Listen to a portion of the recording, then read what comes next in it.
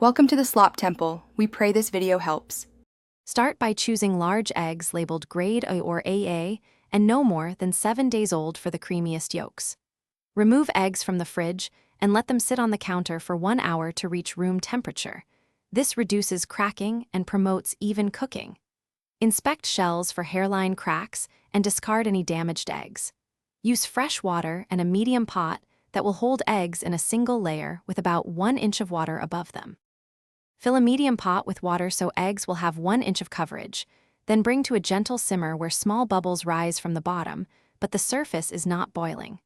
Lower each room temperature large egg into the simmer with a slotted spoon to prevent cracking. Maintain low simmer heat, ideally 180 degrees F to 190 degrees F, and time precisely. Cook for 6 minutes for a runny yolk and slightly set white. Do not boil vigorously, which creates rubber. When the timer reaches 6 minutes, lift eggs out and immediately plunge them into an ice bath to stop cooking. Chill for 3 minutes. Cooling makes peeling easier, so crack and peel under a gentle stream of running water to remove shell fragments cleanly. Slice or have the egg to reveal a custardy, runny yolk ideal for toast, ramen, or salad.